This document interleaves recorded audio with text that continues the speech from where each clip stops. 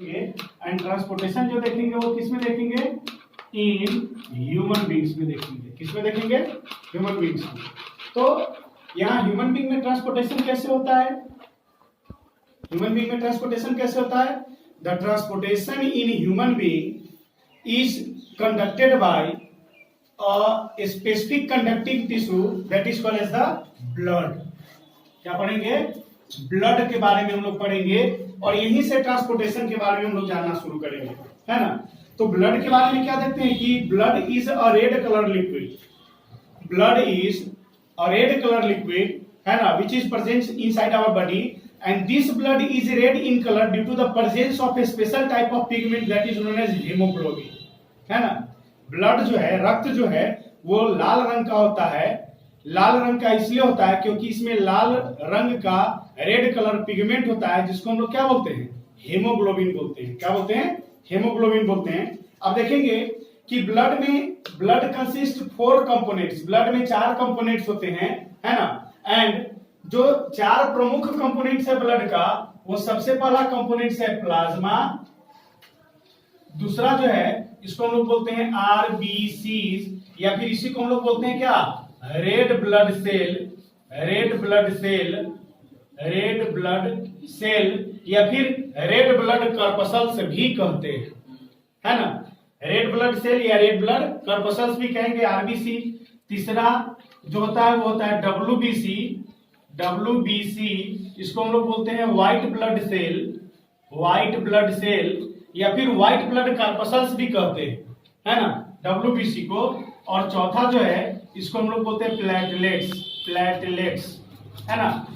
किसी भी प्रकार के ब्लड, ये खून जो होता है ह्यूमन में, वो ह्यूमन में यही 4 कंपोनेंट्स मौजूद होता है। उस मानव के शरीर में ब्लड जो रक्त जो मौजूद होता है उसमें ये प्रमुख रूप से 4 कंपोनेंट्स होते हैं। कौन कौन, प्लाज्मा होगा, रेड ब्लड सेल्स होगा, डब्ल्यूबीसी व्हाइट ब्लड सेल्स होगा और प्लेटलेट्स होगा। तो रेड ब्लड सेल को रेड ब्लड कार्पसल्स भी कहते हैं, व्हाइट ब्लड सेल को व्हाइट ब्लड कार्पसल्स भी कहते हैं। लेकिन, है ना, यहाँ पे सबका बायोलॉजिकल नेम भी दिया गया है ना। जैसे आरबीसी को हम लोग क्या बोलते हैं, इरिथ्रोसाइट्स बोलते हैं। जब ब्लड टेस्ट रिपोर्ट देखोगे तो उसमें तुमको मिलेगा क्या है, इरिथ्रोसाइट्स। डब्ल्यूबीसी को क्या बोलते हैं, ल्यूकोसाइट्स, ठीक है ना। और प्लेटलेट्स को क्या बोलते हैं, थ्रोम्बोसाइट्स बोलते हैं। क्या बोलते हैं, थ्रोम्बोसाइट्स बोलते हैं। तो इस तरीके से इसका बायोलॉजिकल नेम हम लोग देख रहे हैं, है ना। अब यही 4 कंपोनेंट्स ब्लड में होते हैं और चारों का अलग अलग फंक्शन होता है। ये ब्लड के बारे में पढ़ेंगे, ब्लड वेसल्स के बारे में पढ़ेंगे, और तब ह्यूमन ट्रांसपोर्ट सिस्टम के बारे में पढ़ेंगे। हम लोग को सारा का सारा चीज क्लियर हो जाएगा। तो सबसे पहले यहाँ पे हम लोग प्लाज्मा के बारे में देखेंगे, है ना। प्लाज्मा जो है वो एक लिक्विड है ना, जिसको हम लोग फ्लूइड मैट्रिक्स भी कहते हैं। और प्लाज्मा जो देख रहे हैं, इसी प्लाज्मा में ये 3 आरबीसी, डब्ल्यूबीसी एंड प्लेटलेट्स जो है वो फ्लोट कर रहा होता है तो प्लाज्मा। और इस प्लाज्मा में कौन, red blood cell, white blood cell और प्लेटलेट्स, ये तीनों के तीनों कंपोनेंट्स इसी प्लाज्मा में मिलकर के through out the body move कर रहे होते हैं, है ना। इसीलिए ब्लड के बाद का डेफिनेशन, ब्लड के बारे में क्या बोला गया है कि blood is a fluid connective tissue. क्या बोला गया है, blood is a fluid connective tissue, है ना, which carry RBC, WBC and platelets. Clear, यहां तक देखें। अब हम लोग जो है इस चारों कंपोनेंट्स के बारे में 1 by 1 पढ़ेंगे यहाँ पे, है ना। तो सबसे पहले हम लोग प्लाज्मा के बारे में पढ़ेंगे, ठीक है ना। सबसे पहले प्लाज्मा के बारे में पढ़ेंगे, फिर आरबीसी, डब्ल्यूबीसी और प्लेटलेट्स के बारे में पढ़ेंगे। हम लोग का ब्लड जो है वो क्लियर हो जाएगा। प्लाज्मा के बारे में क्या देखते हैं कि ब्लड का जो लिक्विड पार्ट होता है उसी को हम लोग प्लाज्मा बोलते हैं, है ना। Liquid part of the blood is called as the plasma, है ना। ब्लड का जो लिक्विड पार्ट है उसको हम लोग प्लाज्मा बोलते हैं। एंड प्लाज्मा जो वो कलरलेस लिक्विड है, इसमें किसी तरह का कोई कलर नहीं होता है। और देखते क्या है यहाँ पे कि इसमें मेनली वाटर होता है, इसमें मेनली वाटर होता है, और भी इसमें बहुत सारे सबस्टांस घुले हुए होते हैं प्लाज्मा में। बात समझ में आया। अब आगे जो हम लोग देखेंगे कि इसमें मेनली वाटर आता है। दैट मीन्स क्या कि प्लाज्मा का जितना कॉन्सेंट्रेशन है ब्लड में, उसमें 90% वाटर ही होगा, 90% वाटर ही होगा। और जो रेस्ट बच गया 10%, उसमें अदर मटेरियल्स इसमें डिजोल्व होंगे, जैसे 10% में RBC, WBC, platelets, carbohydrate, protein, fat, vitamin, minerals, ये सारे के सारे चीज में इसमें घुले हुए होते हैं। CO2, O2, यूरिया, ये सारे के सारे चीज इसमें घुले हुए होते हैं। साल्ट बेस्ड प्रोडक्ट सारा का सारा इसमें मिला हुआ होता है ना। और ये जो प्लाज्मा है वो क्या करता है, तो ब्लड को एक पार्ट से दूसरे पार्ट तक, है ना, प्लाज्मा के माध्यम से ट्रांसपोर्टेशन होता है, भेजने का काम करता है। बात समझ में आया? तो क्या देख रहे हैं यहाँ पे कि आरबीसी, डब्ल्यूबीसी एंड प्लेटलेट्स जो देख रहे हो, ये सारे के सारे जो वो प्लाज्मा में घुले हुए होते हैं। बात समझ में आया? प्लाज्मा हम लोग समझे। दूसरा जो हम लोग देख रहे हैं, रेड ब्लड सेल को देख रहे हैं, जिसको हम लोग आरबीसी बोलते हैं, या फिर रेड ब्लड कार्पसस बोलते हैं, या फिर इसी को हम लोग इरिथ्रोसाइट्स बोलते हैं। तो ये इरिथ्रोसाइट्स बोलते हैं, कहने का क्या मतलब है यहाँ पे कि रेड ब्लड सेल नाम से ही क्लियर है कि ये लाल रंग का ब्लड होगा। कैसा होगा? लाल रंग का ये खून होगा। और लाल ये इसलिए होता है, blood is red in colour due to the presence of a special type of pigment and the name of the pigment is haemoglobin. Clear? अब यहां पे हम लोग देखेंगे, है ना, कि ये आरबीसी जो है वो क्या करता है, ऑक्सीजन कैरिंग कैपेसिटी इसी आरबीसी सेल का होता है। आरबीसी के होने के वजह से ब्लड जो है वो अपने से ऑक्सीजन को कैरी करने का काम करता है, ढोने का काम करता है। ऑक्सीजन जो है आरबीसी के माध्यम से ही कैरी फॉरवर्ड होता है ना। रेड ब्लड सेल जो देखोगे, है ना, ये क्या करता है, तो लंग्स से जो ऑक्सीजन, लंग्स में जो ऑक्सीजन है उस ऑक्सीजन को अपने में डिजोल्व करता और कराता है, और वहां से इस ऑक्सीजन को ये different parts of the body transport करने का काम करता है ना। अब देखोगे यहाँ पे कि हेमोग्लोबिन जो है वो रेड ब्लड सेल है जो ऑक्सीजन को कैरी करने का काम करता है। तो haemoglobin performs very important functions for carrying oxygen from lungs to the different parts of the body, tissue और द बॉडी। क्लियर? अब क्या है कि ऑक्सीजन तो ये कैरी कर लिया, अब ये ईच एंड एवरी सेल तक ऑक्सीजन पहुंचा दिया, टिश्यू तक ऑक्सीजन पहुंचा दिया। वहां से जो कार्बन डाइऑक्साइड जनरेट हो रहा है सेल और टिश्यू में, उस कार्बन डाइऑक्साइड को फिर ये हेमोग्लोबिन यानी ब्लड, है ना, जो क्या करेगा, अपने में डिसॉल्व करेगा और उस कार्बन डाइऑक्साइड को लेकर के फिर से लंग्स में ला करके छोड़ देने का काम करता है ना। अब रेड ब्लड सेल जो देखोगे ये सर्कुलर शेप का होता है, गोला शेप का होता है, ठीक है ना। और देखोगे ना कि गोला शेप का होता है, इसमें भी बोला गया कि बाई कॉनकेव नेचर का होता है। कॉनकेव समझ में आता है, लेंस पढ़े हो, कॉनकेव लेंस और कॉन्वेक्स। कॉनकेव लेंस कैसा होता है, दोनों तरफ से चपटा होता है, ऐसे बीच में चपटा होता है ना। तो इसमें जो देखोगे आरबीसी सेल जो देखोगे, इसमें बीच में देखोगे ना चपटा होता है, इस तरीके से होल बना हुआ होता है दोनों तरफ से, इसीलिए बोला गया है कि ये कॉनकेव नेचर का होता है ना। अब देखेंगे यहाँ पे स्फेरिकल शेप का होता है, सर्कुलर शेप का होता है। दूसरा इसमें ब्लड में क्या देख रहे हैं कि आरबीसी सेल जो है इसमें किसी तरह का कोई न्यूक्लियस नहीं होता है ना। ऐसे जो जनरल जो बुक है, जो सिंपल बुक है, उसमें लिख देता है कि there is no nucleus present in red blood cell, but यहाँ कॉन्ट्राडिक्शन है। ये चीज जानने समझने की बात है कि हम लोग जानते हैं कि without nucleus no one cell is going to survive. Without nucleus no one cell is going to survive. बिना न्यूक्लियस का कोई सेल सर्वाइव कर ही नहीं सकता है। जैसे हमारे शरीर में ब्रेन का काम क्या है, brain is the control centre of our body, वैसे ही सेल के अंदर में न्यूक्लियस जो है वो nucleus is the control centre of the whole body ना, होल सेल। तो कंट्रोल कौन करता है, न्यूक्लियस करता है। तो जिस सेल में न्यूक्लियस नहीं होगा, क्या वो सेल सर्वाइव करेगा? नहीं सर्वाइव करेगा, है ना। तो समझने वाली बात है कि जनरली जो नॉर्मल बुक है वो लिख देता है कि आरबीसी सेल एकमात्र ऐसा सेल है जिसमें न्यूक्लियस नहीं होता है, लेकिन ये हम लोग जानते हैं, लेकिन ये कहना बिल्कुल गलत है, क्योंकि बिना न्यूक्लियस का कोई सेल सर्वाइव नहीं करेगा। तो होता क्या है, आरबीसी सेल का लाइफ स्पान 120 डेज का होता है। हमारे शरीर में जो खून है उसका लाल खून जो है, लाल रक्त जो है, उसका लाइफ स्पान क्या होता है, 120 दिन का होता है। दैट मीन्स कि 4 महीने का इसका लाइफ स्पान होता है ना। तो क्या होता है, लाइफ स्पान है, दैट मीन्स लाइफ स्पान मतलब समझ रहे हो ना, जन्म लिया, बच्चा है, उसके बाद वो युवा होगा, फिर और ज्यादा ये मैच्योर्ड एडल्ट होगा, फिर उसका ओल्ड होगा, तब डेड होता है, पूरा लाइफ सर्किल पूरा करेगा। तो रेड ब्लड सेल में क्या होता है कि रेड ब्लड सेल का अर्ली स्टेज जो होता है या प्राइमरी स्टेज जो होता है, उसी स्टेज में रेड ब्लड सेल जो है उसी स्टेज में जो हम लोग देख रहे हैं क्या कर रहा होता है,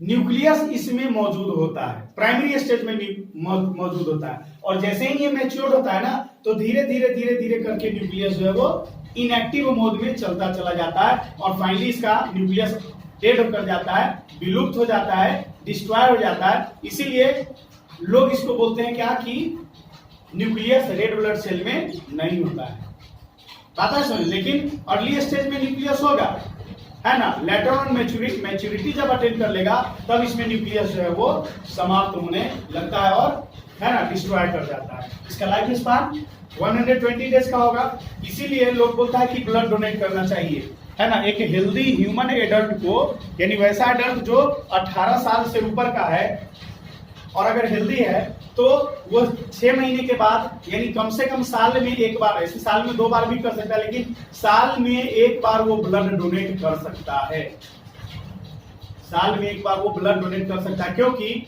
हम लोग जो देखते हैं कि हमारे शरीर में जितना खून आज बन रहा है ना, जितना खून बन रहा है उसके समतुल्य खून ब्लड जो है वो डिस्ट्रॉय भी होता है हमारे बॉडी में, है ना। 3/4 हमारे बॉडी में जितना ब्लड है उसका 3/4 जो है वो हर रोज डिस्ट्रॉय होता है ना।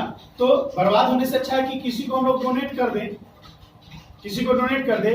डोनेशन से क्या होता है ना कि किसी को लाइफ मिल गया, जिसको ब्लड का कमी है, जिसको ब्लड की क्राइसिस है, उसको लाइफ मिल गया। और दूसरा क्या है कि हमारे बॉडी में जो ब्लड है ये रिन्यू होते रहता है ना। तो रिन्यू होते रहता है ना, तो हम लोग और ज्यादा हेल्दी हो जाते हैं। जो अगर कोई ब्लड करता है साल में एक बार, वंस इन अ ईयर अगर ब्लड डोनेट करता है तो वो ज्यादा हेल्दी होता है ना। उसका किसी तरह का कोई बॉडी का प्रॉब्लम नहीं होगा, किसी तरह का मतलब फिजिकल फिटनेस उसमें बहुत ज्यादा आ जाता है ना। तो यहाँ पे हम लोग देख रहे हैं कि रेड ब्लड सेल में किसी तरह का कोई न्यूक्लियाई नहीं होता है। रेड ब्लड सेल जो है देखोगे ये हमारे शरीर में जल्दी जल्दी बनता है ना। और इसका लाइफ स्पान बहुत ज्यादा दिन के लिए नहीं होता है, मतलब 4 महीने का लाइफ स्पान होता है ना। तो ऐसा बोला जाता है कि एस्टिमेशन बताया गया है कि लगभग 3 मिलियन रेड ब्लड सेल जो है ह्यूमन बॉडी का वो हर रोज डाई हो रहा है।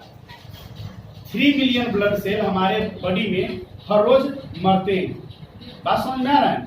3 मिलियन ब्लड सेल हमारे बॉडी में हर रोज मरते हैं, लेकिन इसका 4 गुना जो है वो हमारे बॉडी में ब्लड जो है वो तैयार भी होते हैं एवरी डे। हर रोज 3 मिलियन ब्लड सेल मरता है और इसका 4 टाइम्स जो है वो हमारे बॉडी में हर रोज तैयार होता है। समझ में आ रहा है ना। क्या ब्लड डोनेट करने से कोई नुकसान पहुंचेगा क्या? जितना हर ऐसे भी उसको मरना है, किसी को डोनेट कर देंगे तो यार लाइफ मिल जाएगा, मरना तो उसको है ही। बात समझ में आ रहा है।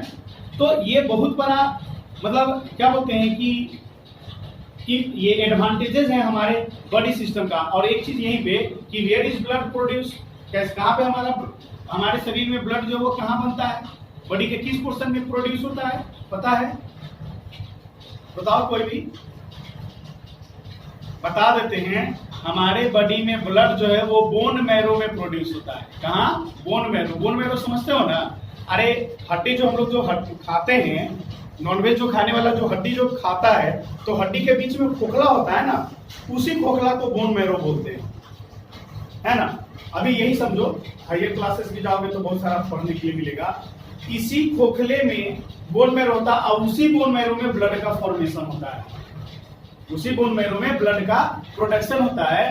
तो हर रोज देख रहे हैं कि 3 मिलियन सेल जो है वो डेड हो रहा है, तो 12 मिलियन सेल जो है वो जनरेट भी हमारे बॉडी में कर रहा है। इसीलिए हम लोग जो देख रहे हैं क्या कि अगर हम लोग किसी जीवन को बचाने के लिए ब्लड डोनेट करते हैं, है ना, तो अचानक वो quickly with in a day, एक दिन, आज जो जितना ब्लड डोनेट किए हो वो आज वो ब्लड हमारे बॉडी में तैयार हो जाता है। जितना डोनेट करोगे उतना आज का आज तैयार हो जाएगा। कहीं स्ट्रेस की बात रहती ही नहीं, विद इन अ डे, है ना। बुक में देखोगे लिखा हुआ तुमको मिलेगा विद इन अ डे, है ना। एंड देखते हो यहाँ पे कि हमारा बोन मैरो ऐसा इसलिए होता है क्योंकि हमारा बोन मैरो बहुत ज्यादा एक्टिव होता है, बहुत तेज रफ्तार से, तेज तरीके से काम करता है। तो इस तरीके से हम लोग देखें रेड ब्लड सेल के बारे में हम लोग जाने, है ना। अब ब्लड का जो है वो तीसरा कंपोनेंट हम लोग पढ़ेंगे WBC, जिसको हम लोग व्हाइट ब्लड सेल्स या फिर व्हाइट ब्लड कॉर्पसल्स या फिर ल्यूकोसाइट्स कहते हैं। इसके बारे में हम लोग देखेंगे।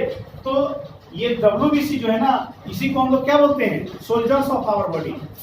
ये हमारे बॉडी का क्या है, सैनिक का काम करता है, ये है ना, सैन्य। जैसे कोई भी फॉरेन पार्टिकल, कोई माइक्रोब्स, कोई बैक्टीरिया अगर हमारे बॉडी में इंटर कर रहा है, तो इंटर कर रहा है तो क्या करता है, यहाँ पे WBC ही है, उस बैक्टीरिया को किल करने का काम करता है, मारने का काम करता है, डिस्ट्रॉय करने का काम करता है उस माइक्रोब्स को। इसीलिए इसको सोल्जर्स ऑफ आवर बॉडी बोला गया है। दूसरा क्या है कि हमारे बॉडी में रोग प्रतिरोधक क्षमता यानी इम्यून सिस्टम जिसको कहते हैं, है ना, इम्यून सिस्टम हमारा बॉडी का स्ट्रॉन्ग इसी WBC के चलते होता है। जैसे किसी को बोला गया है ना, बोला जाता है ना कि ब्लड हमारे बॉडी में अगर स्ट्रॉन्ग होगा तो उस बॉडी में या उस ह्यूमन बॉडी में या फिर उस ऑर्गेनिज्म में बीमारियों के आने की संभावना नगण्य होता है, मतलब न के बराबर होगा। बीमारी बिल्कुल न के बराबर आएगा, है ना। क्यों?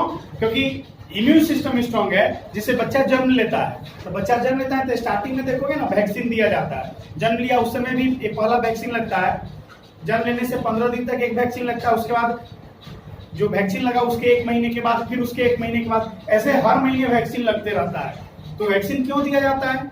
बच्चा जब जन्म लेता है ना तो उसके बॉडी में इम्यून सिस्टम होता ही नहीं है, बिल्कुल जीरो इम्यून सिस्टम होता है। जैसे जैसे वो हमारे नेचर में सर्वाइव करना शुरू करता है वैसे वैसे उसका इम्यून सिस्टम जो है वो स्ट्रांग होना शुरू कर जाता है, स्ट्रांग होने लगता है। बात समझ में आ रहा है कि नहीं? तो इम्यून सिस्टम स्ट्रांग होने लगता है। तो यहाँ पे क्या होता है कि डॉक्टर्स क्या करते हैं कि नेचुरल तो इम्यून सिस्टम डेवलप करता ही है, उसको वैक्सीन के माध्यम से भी तरह तरह के बीमारियों से लड़ने के लिए अलग अलग तरह के वैक्सीन के माध्यम से उसके बॉडी के इम्यून सिस्टम को इनहांस करने का काम करता और कराया जाता है। तो यही WBC का भी काम वही है। वैक्सीन तो हम लोग अर्ली स्टेज में ले लिए, लेकिन अगर हम लोग स्वस्थ खाना खाएंगे, हेल्दी फूड खाएंगे, इनर्जेटिक फूड लेंगे, इनर्जेटिक डाइट लेंगे, तो डाइट जितना बेहतर लोगे ना WBC उतना बेहतर होगा, उतना ज्यादा बेहतर होगा। और WBC जितना बेहतर होगा हमारे शरीर में, है ना, उतना ही ज्यादा हमारा इम्यून सिस्टम बेटर होगा। और जितना ज्यादा हमारा इम्यून सिस्टम बेटर होगा उतना ही ज्यादा हम बेटर होंगे, उतना ज्यादा बेहतर हम लोग सर्वाइव करेंगे। क्यों? क्योंकि बीमारी लगता है। बीमारी किस कारण से लगता है? तो इम्यून सिस्टम हमारा वीक होगा, बीमार हम लोग पड़ेंगे, है ना। जैसे एड्स के बारे में सुने ना, एड्स एक बीमारी है ना, जो क्या है HIV वायरस के चलते होता है। तो HIV वायरस क्या करता है? इम्यून सिस्टम को गिरा देता है, इम्यून सिस्टम को खत्म कर देता है, निस्तो नाबूद कर देता है। मेरी बात समझ में आ रही है? इम्यून सिस्टम को ही डिस्ट्रॉय कर देता है। तो इम्यून सिस्टम जैसे ही डिस्ट्रॉय हो गया तो जो भी दुनिया का बीमारी आएगा हमारे शरीर में सब लगते चला जाएगा। सर्दी आया तो सर्दी छूटेगा नहीं, खांसी आया तो खांसी कंटिन्यू कर जाएगा, फीवर अगर आ गया तो फीवर नहीं जाए। मतलब after the losing of immune system, after losing the immune system, our body is the godown या गोदाम जिसको बोलते हैं, होलसेलर जिसको बोलते हैं, बीमारियों का अंबार हमारा शरीर हो जाएगा। दुनिया की किसी भी प्रकार की बीमारी हमारे शरीर में आएगी तो आएगी तो, लेकिन जाएगी नहीं, है ना। इसीलिए इम्यून सिस्टम को हम लोग स्ट्रॉन्ग करते हैं। जैसे मान लो कि फीवर, इंसान को हर रोज फीवर लगता है, ये चीज समझने वाली बात है, याद रखोगे। हर इंसान को हर रोज फीवर लगता है, चाहे वो फीवर 1 सेकेंड के लिए लगे, 5 सेकेंड के लिए लगे, 1 मिनट के लिए लगे, 1 घंटे के लिए लगे या 1 दिन के लिए लगे, लगना है, हर रोज लगना है। क्यों फीवर लगना है? क्योंकि जैसे हम लोग का शरीर काम करते करते थकता है, immune system through out the body हमेशा काम एक्टिव मोड में रहता है। तो कभी तो रेस्ट फेज चाहिए ना, कभी तो रिलैक्स करने के लिए जाएगा। तो जिस समय हमारा इम्यून सिस्टम रेस्ट फेज में जाता है ना, तो माइक्रोबियल इन्फेक्शन तो हमेशा हो रहा है ना। अरे एक्सपोजर, माइक्रो पॉल्यूशन इतना ज्यादा है। चलो लॉकडाउन की वजह से हम लोग जो देख रहे हैं अभी लॉकडाउन का मौसम में, तो देखते हैं लॉकडाउन के माहौल में क्या लगभग हर रोज बारिश हो जाती है। ओजोन हमारे समझ से साइंटिस्टों के द्वारा अगर शोध किया जाए तो देखोगे कि ओजोन लेयर बहुत हद तक रिपेयर हो गया है। पोल्यूशन तो ये नहीं है, ना फ्रिज चल रहा है, ना AC चल रहा है, ना गाड़ी में AC चल रहा है, ना कहीं कुछ है ही नहीं, CFCS गैस नहीं प्रोड्यूस हो रहा है, कहीं बहुत ज्यादा गाड़ी नहीं चल रहा है जो CO2 गैस प्रोड्यूस होगा। तो ओजोन रिपेयर होने का काम हो रहा है और हम समझते हैं कि लगभग हो गया होगा। ओजोन लेयर रिपेयर हो गया, समझो कितना खुशनुमा वातावरण है। और इसमें क्या हम लोग को अपने प्रधानमंत्री मोदी जी का समर्थन करना चाहिए। हम लोग तो क्या बोलते हैं, we are very glad to our honourable prime minister, है ना, कि कम से कम हम लोग प्राचीन सभ्यता की ओर तो मुड़ रहे हैं, है ना।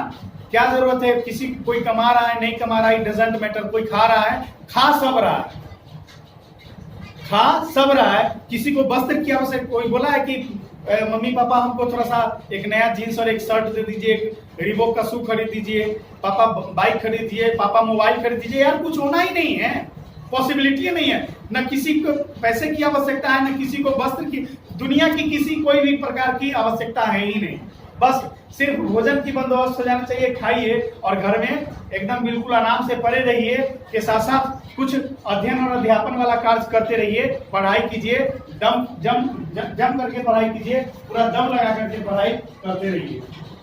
मेरी बात समझ में आ रही है कि नहीं? ये सब कुछ एडवांटेजेस हैं, है ना। तो इम्यून सिस्टम के बारे में बोल रहे थे कि पहले क्या था कि इम्यून सिस्टम हम लोग का कितना भी स्ट्रॉन्ग है, लेकिन बाहर में माइक्रोब्स इतना ज्यादा इफेक्टिव था कि हमारे बॉडी पे एक्ट करिए जाता था। इम्यून सिस्टम कमजोर पड़ता था, माइक्रोब्स लग गया, और जैसे ही माइक्रोब्स लग गया तो बॉडी हमारा गया, बीमार ग्रस्त हो जाएंगे। अब खाना अगर दुरुस्त लोगे, डाइट अगर हेल्दी लेंगे, तो इम्यून सिस्टम स्ट्रॉन्ग होगा, तो बाहर कोई भी माइक्रोब्स हमारे बॉडी पे एक्ट करेगा, क्या होगा, उसको ये मार करके, है ना, पूरा एकदम गुच्छा बना करके उसको भगा देगा।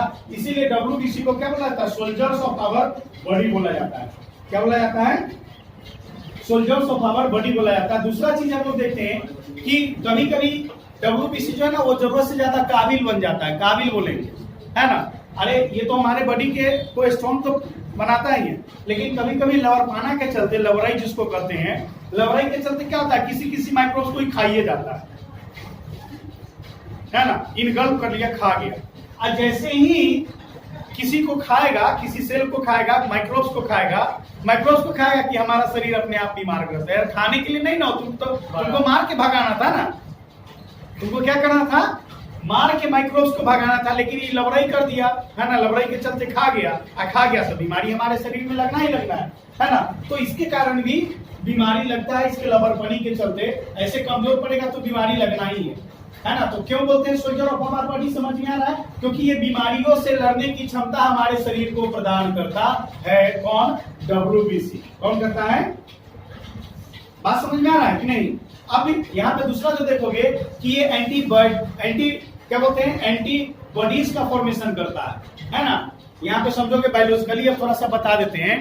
एंटीबॉडीज, जैसे कोई माइक्रोब्स आया, जैसे मलेरिया का पैरासाइट, है ना, कोई भी माइक्रोब्स हमारे बॉडी पे आता है तो वो एंटीजेन का फॉर्मेशन करता है, हमारे बॉडी में आएगा तो एंटीजेन का फॉर्मेशन करेगा। क्या, किस चीज का, एंटीजेन का फॉर्मेशन करेगा। और हम लोग का जो WBC ना, ये क्या करता है, केमिकल सब्सटेंस एंटीबॉडीज का फॉर्मेशन करता है ना। तो एंटीबॉडीज अगर स्ट्रॉन्ग होगा तो क्या होगा, एंटीजेन को वो डिस्ट्रॉय कर देगा।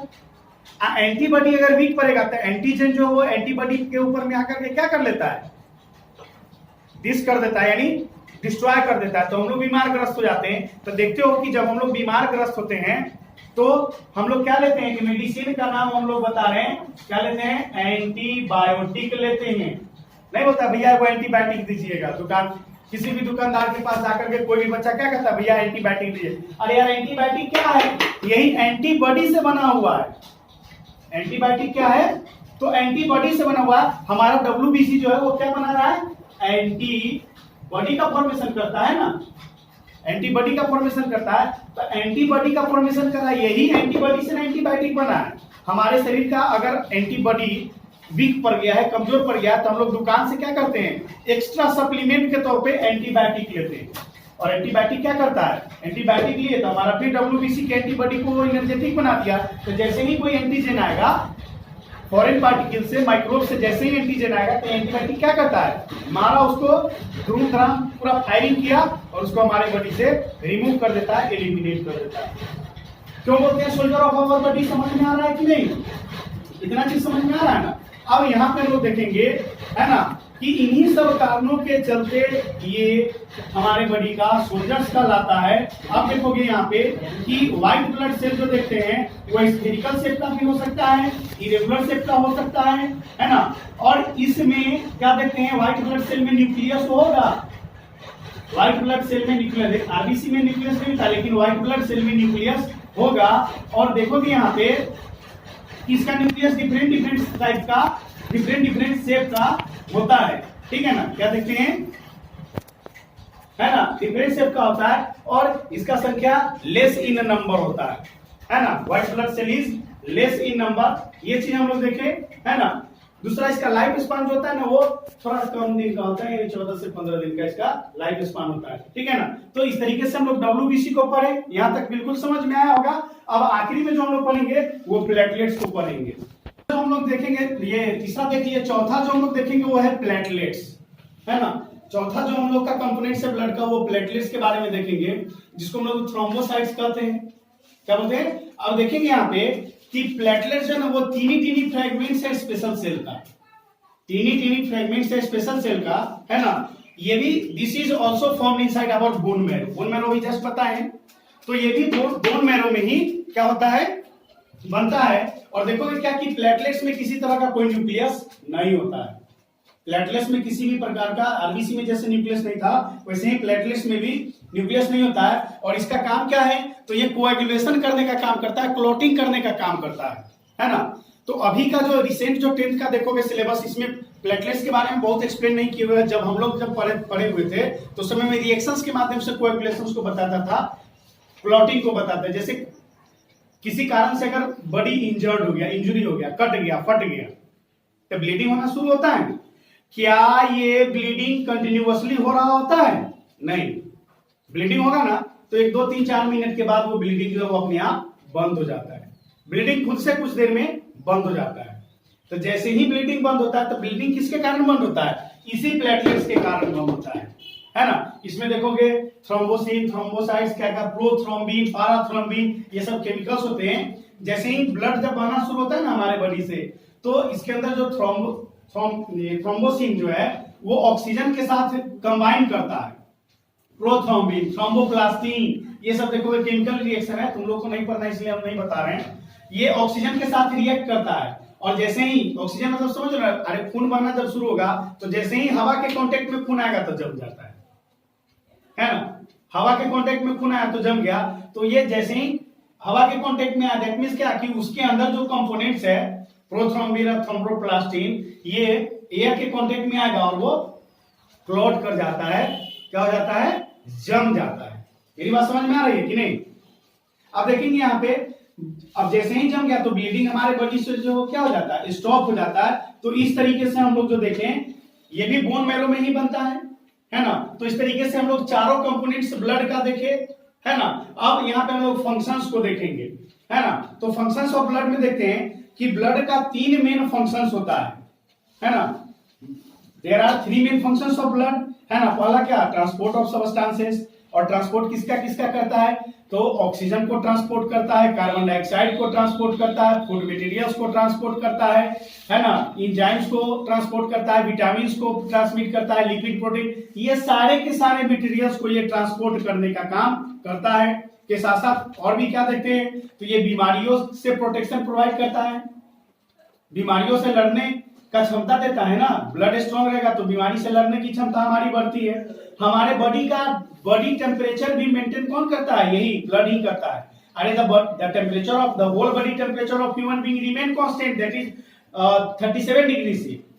तो this 37 degree C of blood temperature is maintained by what, blood, है ना। This 37 degree C body temperature is maintained by what, blood. तो ब्लड का ये हम लोग काम देखें। अब कुछ इंपॉर्टेंट फंक्शन जो है उसके बारे में एक झलक में देखेंगे कि ब्लड जो वो क्या करता है, ऑक्सीजन को लंग्स से पूरे ईच एंड एवरी सेल में ट्रांसपोर्ट करने का काम करता है, पहला फंक्शन। दूसरा फंक्शन कि हर एक सेल और टिश्यू से CO2 को कलेक्ट करेगा और लेकर के लंग्स में छोड़ने का काम करता है। तीसरा फंक्शन इसका देख रहे हैं कि ब्लड जो वो डाइजेस्टेड फूड मटेरियल्स को स्मॉल इंटेस्टाइन से लेकर के ईच एंड एवरी सेल में पहुंचाने का काम करता है। और चौथा इसका जो इंपॉर्टेंट फंक्शन है कि जो वेस्ट मटेरियल हर सेल में जनरेट किया उसका लेकर के हमारे बॉडी में, मतलब कहां, लार्ज इंटेस्टाइन में छोड़ने का ये काम करता है ना। पांचवा काम क्या है इसका, तो ये हार्मोन्स को कैरी करता है, जो भी सेलेब्री ग्लैंड से जो ये ग्लैंड से जो एंजाइम्स निकलता है, जो हार्मोन्स निकलता है, हार्मोन्स को ये कैरी करने का काम करता है ना। ये वेस्ट प्रोडक्ट जो यूरिया हमारे बॉडी में जनरेट करता है उसको भी एलिमिनेट करने का काम करता है, बीमारियों से लड़ने का काम करता है ना।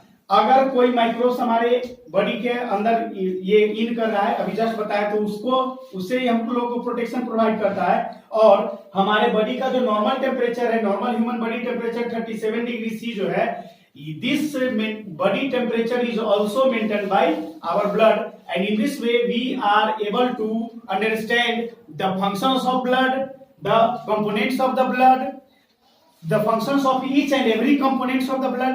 अभी तक हम लोग इस क्लास में पढ़े। Now the next transport in human beings जो है वो हम लोग अगले क्लास में पढ़ेंगे, अगले वीडियो के माध्यम से पढ़ेंगे।